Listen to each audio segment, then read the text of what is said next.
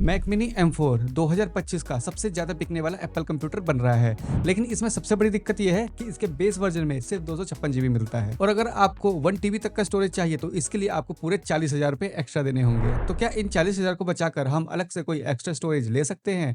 जी हाँ, बिल्कुल। इसके लिए आपके पास पूरे 4 ऑप्शन हैं। पहला है SSD, दूसरा है जुगाड़ू, इसे मैं जुगाड़ू कहता हूँ, तीसरा है पेन ड्राइव और चौथा है SDHC कार्ड। तो अगर आपके पास भी मैक मिनी M4 है और आप अलग से स्टोरेज लेना चाह रहे हैं तो इस वीडियो को एकदम लास्ट तक जरूर देखिएगा। इस वीडियो में हम इन चारों की डिटेल में बात करेंगे, किसको लेना चाहिए, किस में इन्वेस्ट करना चाहिए, प्रोज एंड कॉन, सारी चीजें बात करेंगे। तो इस वीडियो के तुम लास्ट तक जरूर देखिएगा।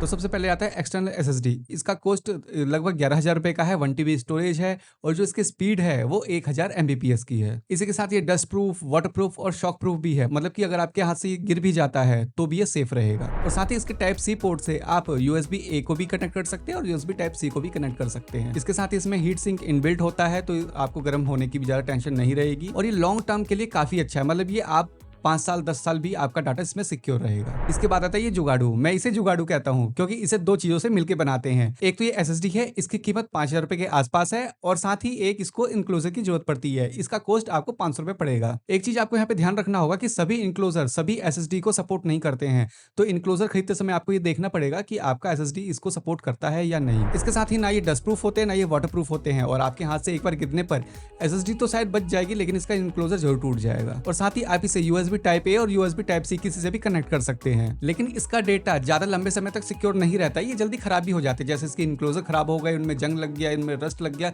इस तरह की प्रॉब्लम आती रहती है। अगर बात करें इसकी हीट होने की, तो अगर आपने इसका इनक्लोजर नॉर्मल सा खरीदा है तो ये हीट होता है, और अगर आपने इसका इनक्लोजर पंखे वाला लिया, मतलब हीट सिंक वाला लिया है जिसकी गर्मी ये बाहर फेंक सकता है, तो ये हीट नहीं होगा। चलिए अब आते हैं पेन ड्राइव पर। ये 1 TB का पेन ड्राइव मुझे 8,000 रुपए का मिला है और इसकी स्पीड 400 MBPS के आसपास है। साथ ही ना ये डस्ट प्रूफ है ना ये वाटर प्रूफ है, और हाँ, हाथ से गिरने से तो ये बच जाएगा, लेकिन हाँ, अगर आपने मेरी तरह पेन ड्राइव प्लास्टिक वाला खरीद लिया तो समय के साथ टूट भी सकता है और इतना छोटा होने की वजह से इसे खोने का भी डर बना रहता है। इसमें एक दिक्कत ये है कि ये सिर्फ USB टाइप A के साथ आता है, तो इसका मतलब आपको एक कन्वर्टर की जरूरत पड़ेगी अगर आपको USB टाइप C से कनेक्ट करना है। और हाँ, ये पेन ड्राइव हीट भी होता है, वैसे उतना हीट नहीं होता है लेकिन ये हीट होता है, जिसकी वजह से इसके परफॉर्मेंस में थोड़ा सा हमें इशू देखने को मिल सकता है। और ये पेन ड्राइव भी बहुत जल्दी खराब हो जाते हैं, ये आपका 1 साल 2 साल चलेगा, उसके बाद से इनमें दिक्कत आनी शुरू हो जाती है। चलिए अब आखिरी में बात करते हैं SDHC कार्ड के बारे में। ये छोटा सा 1 TB का कार्ड मुझे पड़ा है 15,000 रुपए का और इसकी स्पीड भी 150 MBPS के आसपास ही है। इसके साथ ही ये डस्ट प्रूफ और वाटर प्रूफ तो है ही, और ये हाथ से गिरने से इसको कुछ होगा भी नहीं, और इसी के साथ ये बहुत जल्दी खराब भी हो जाता है। अगर आपकी जेब में पड़ा पड़ा ये थोड़ा सा भी बैंड हो गया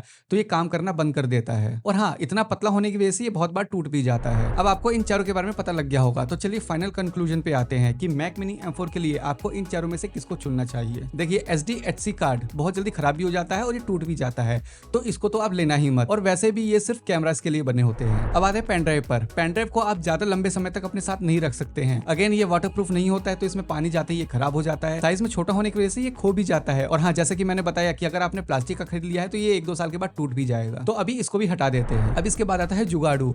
देखिए, अगर आपको कोई डाटा लंबे समय तक रखना है, जैसे 2 साल 5 साल 10 साल के डाटा रखना है, तब आपका जुगाड़ू भी आपका साथ नहीं देगा। इसका इनक्लोजर खराब हो सकता है, या फिर खराब क्वालिटी के इनक्लोजर की वजह से आपका SSD भी खराब हो सकता है। तो अगर आपको अपना डाटा बहुत लंबे समय तक नहीं रखना है तो ये जुगाड़ू आपके लिए बेस्ट है। और आखिर में इस SSD की बात करें तो ये बहुत लंबे समय तक के लिए बना है, मतलब कि 5 साल 10 साल आपके कहीं नहीं गए, आपका डाटा इसमें सिक्योर रहेगा।